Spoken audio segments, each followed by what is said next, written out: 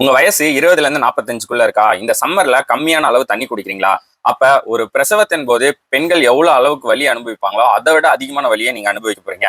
அப்படி எதுவும் நடக்காம இருக்கணும்னா இந்த வீடியோ சேவ் பண்ணி வச்சுட்டு உங்க ஃப்ரெண்ட்ஸ்க்கு ஷேர் பண்ணுங்க. வீடியோவை முழுசா பாருங்க. கிட்னி ஸ்டோன் ஒரு பிரசவ வலியை விட அதிகமான வலியை கொடுக்கக்கூடிய ஒரு நோய். இந்தியாவில் 3ல் 2 பேருக்கு கிட்னி ஸ்டோன் இருக்கு. இது வரத்துக்கு முக்கியமான காரணம் உடம்புல நீர் சத்து குறைவா இருக்கிறனால மினரல்ஸ் அதிகமா கிட்னில சேர்ந்து கிறிஸ்டல்ஸை ஃபார்ம் பண்ணுது. இந்த கிறிஸ்டல்ஸ் நாளடைவில் பெருசாகி ஸ்டோனா மாறி அந்த ஸ்டோன்ஸ் யூரினரி ட்ராக்ல அப்ஸ்ட்ரக்ஷனை ஏற்படுத்தி அதிக அளவு வலியை உருவாக்குது. இந்த கிட்னி ஸ்டோன் வந்துச்சுன்னா அதுக்கான என்னென்ன சிம்டம்ஸ் இருக்கு, இது வராமல் தடுக்கிறதுக்கு என்ன பண்ணலாம்னு பார்க்கலாம். ரீனல் ஸ்டோனோட சிம்டம்ஸ் என்னன்னு பார்க்கலாம். ரீனல் ஸ்டோனோட முக்கியமான சிம்டம் லோவர் பேக் பெயின். அதிக அளவு லோவர் பேக் பெயின் இருக்கும். யூரின் வர மாதிரி இருக்கும். யூரின் போனா யூரின் வராது.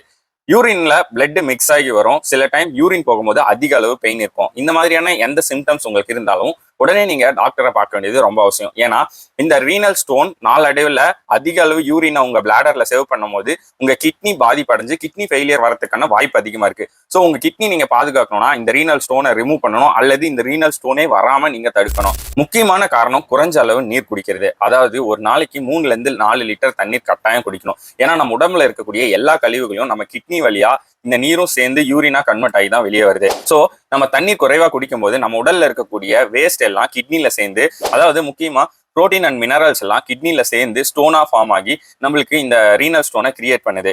ஸோ இதுல இருந்து தடுக்க அதிக அளவு தண்ணி குடிக்கணும். முக்கியமா நான்வெஜ் சாப்பிட்றவங்க, ரெட் மீட் சாப்பிட்றவங்க அதிக அளவு தண்ணி குடிக்கணும். ஏன்னா இதோட புரோட்டீன் கண்டென்ட் அதிகம். இதனாலையும் கிட்னி ஸ்டோன் வரதுக்கான வாய்ப்பு அதிகம்.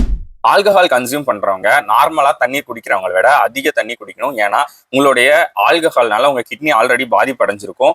மீண்டும் நீங்க ஆல்கஹால் அதிகமா எடுத்துக்கிட்டு தண்ணீர் குறைவா குடிக்கும் போது உங்க கிட்னி ஃபெயிலியர் ஆகிறதுக்கான வாய்ப்பு இருக்கு.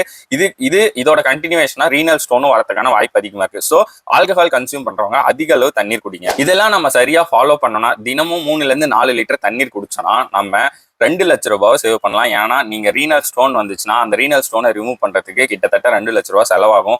அதுவும் இல்லாம உங்களுக்கு வரக்கூடிய அதிகப்படியான பெயின்ல இருந்து உங்களை நீங்க பாதுகாத்துக்கலாம். சின்ன சின்ன விஷயம் தான், அதை நம்ம தினமும் நம்ம செய்யும் போது நம்மளுடைய ஆரோக்கியத்திற்கு அது ரொம்ப பெரிய உதவியா இருக்கும். மேலும் இது போன்ற இன்ஃபர்மேட்டிவான ஹெல்த் டிப்ஸ் உங்களுக்கு வேணும்னா என்ன நீங்க ஃபாலோ பண்ணிக்கோங்க. இந்த வீடியோ பிடிச்சிருந்ததுன்னா உங்க ஃப்ரெண்ட்ஸ்க்கு ஷேர் பண்ணுங்க. நன்றி, பாய் பாய்.